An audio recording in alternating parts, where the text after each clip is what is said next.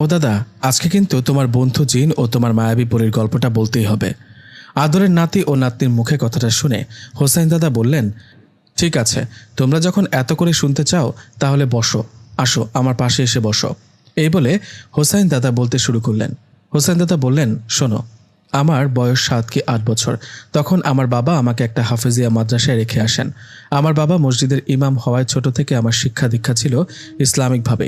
বাবা আমাকে শেখাতো কোনটা ভালো কোনটা মন্দ। আমাকে অনেক দূরের একটা মাদ্রাসায় রেখে আসা হয়। আমিও মাদ্রাসায় থাকতে শুরু করি। শুরু হয় আমার ইসলামিক শিক্ষা।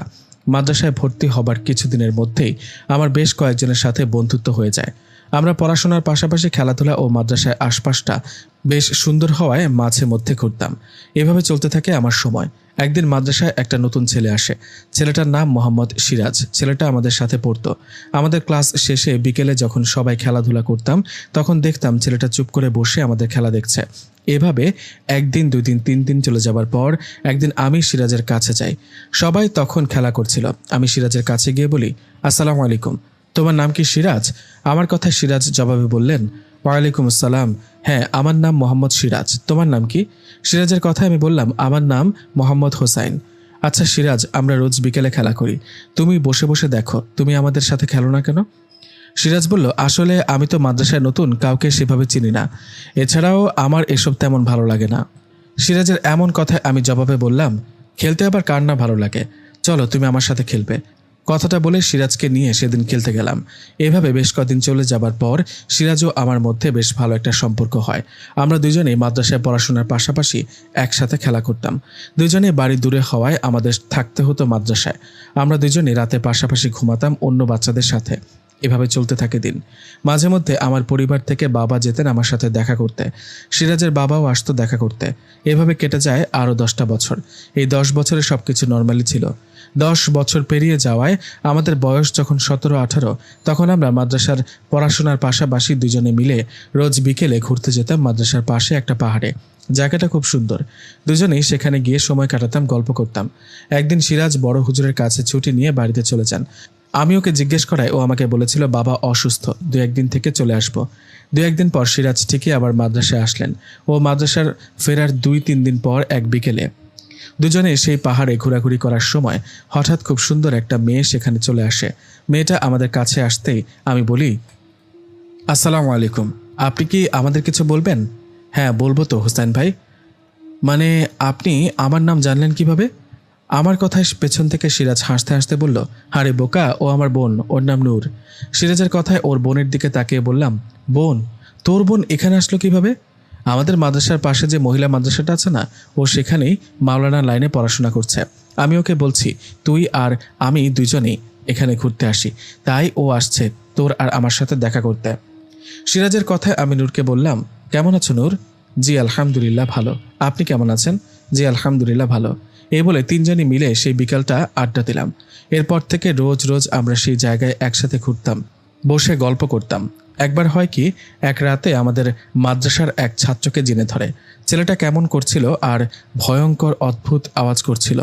ছেলেটার এমন আচরণে আমাদের বড় হুজুর দোয়া কালাম পড়ে সে ছেলেটাকে ঝাড়ফুঁক দিচ্ছেন, কিন্তু ছেলেটার কোনো উপকার হচ্ছে না। এমন অবস্থায় সে ছেলেটার দিকে এগিয়ে যায় সিরাজ। সিরাজ ছেলেটার কাছে গিয়ে কি জানি পড়ে ফু দেওয়ার সাথে সাথে ছেলেটা সুস্থ হয়ে যায়। ছেলেটাকে সুস্থ হওয়ায় সবাই সিরাজের অনেক সুনাম করতে থাকে। এদিকে আমি সিরাজের কাছে গিয়ে বলি, কিরে তুই কি কবিরাজ নাকি? বড় হুজুর তো পারলো না, তুই কেমনে পারলি? আরে আমি দোয়া পড়ে ফোন দিয়েছি, কাজ হয়ে গেছে, এসব বাদ দে তো। সিরাজের কথায় আমিও আর কথা বাড়ালাম না। ভাবলাম এরকম তো হয়, স্বাভাবিক ব্যাপার। এই ঘটনার ঠিক 2 দিন পরে এক রাতের ঘটনা। আমি, সিরাজ ও আমাদের পাশে সিরিয়াল অনুযায়ী বাকি মাদ্রাসার ছাত্ররা ঘুমিয়েছিলেন। সিরাজ আর আমি ভালো বন্ধু হওয়ায় দুজনেই ফ্লোরে পাশাপাশি ঘুমাই। এক রাতে কোনো কারণে আমার ঘুম ভেঙে যায়। আমার ঘুম ভাঙতেই আমি দেখি সিরাজ বিছানায় নেই। ওকে বিছানায় না দেখে বিষয়টা অন্যভাবে নেইনি, কারণ রাতের বেলা তো অনেকেই বাথরুমে যায়। সিরাজও হয়তো বাথরুমে গেছে, এই ভেবে আমি আবারও ঘুমিয়ে পড়ি। কিন্তু আমার সন্দেহ হয় তার পরের রাতে।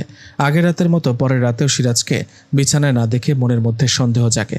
আমি রাতে সিরাজকে কিছু না বললেও সকালবেলা ওকে ডাক দিয়ে বলি, আচ্ছা সিরাজ, একটা কথা বল, গত রাতে রাত 3টা কি 4টা হবে, এই সময় তুই কই গেছিলি? এটা আবার কেমন কথা ভাই, বাথরুমে কি যেতে পারি না? বাথরুমে গেছি। তাই বলে পরপর 2 রাত একই সময় তুই বাথরুমে যাবি? আরে কি শুরু করলি, এসব বাদ দে না। সিরাজের কথা শুনে বুঝে যাচ্ছে ও বিষয়টা এড়িয়ে যেতে চাচ্ছে। ওর এমন ব্যবহারে আমি আর কথা বাড়ালাম না। আমি অপেক্ষা করতে লাগলাম ও আর কখন রাতে উঠে বাইরে যায়।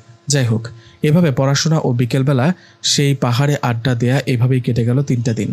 3 দিন পর এক রাতে আমি ও সিরাজ ঘুমিয়েছিলাম। সে রাতে সিরাজ উঠে বাইরে যাওয়ার সময় আমি টের পেয়ে যাই।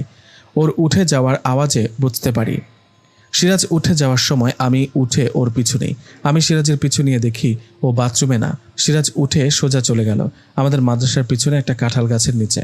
আমি দূর থেকে লুকিয়ে দেখছি সেখানে সিরাজের পাশে সাদা জুব্বা পরা 7 কি 8 ফুট হবে এরকম একটা অবয়ব দাঁড়িয়ে আছে। আমি ওই সাদা জুব্বা পরা অবয়বটার মুখটা দেখতে পাচ্ছিলাম না, কারণ ওনার মুখটা ঢাকা ছিল। আমি আরও খেয়াল করে দেখলাম সিরাজ ওই অবয়বটার সাথে কথা বলছে। বিষয়টা দেখে আমি বেশ অবাকই হই। সিরাজ যেন বুঝতে না পারে সেজন্য ওর আগে গিয়ে আবারও শুয়ে পড়ি। সেই রাতটা আর ভালো মতো ঘুমাতে পারিনি। মনের মধ্যে শুধু কথা ঘুরপাক খাচ্ছিল। সিরাজ ওইটা কার সাথে দেখা করলো? অবয়বটাকে দেখে তো মনে হলো না ওটা মানুষ, মনে হলো ওটা জিন ভূত জাতীয় কিছু একটা হবে। এসব ভাবতে ভাবতে রাতটা পার হয়ে গেল। পরদিন সকালে আমি সিরাজকে কিছু বললাম না। সকালে মাদ্রাসার ক্লাস ও দুপুরে খাবার পর একটু রেস্ট, তারপর আবার ক্লাস। এভাবে সকাল ও দুপুরটা পার করে বিকেলে ফ্রি সময় আমি সিরাজকে নিয়ে সেই পাহাড়ে যাই যেখানে আমরা দুজন রোজ রোজ ঘুরতে যাই। ওখানে যাবার পর আমি সিরাজকে বলি, সিরাজ শোন, তোকে কিছু বলার আছে, তুই কিন্তু মিথ্যা বল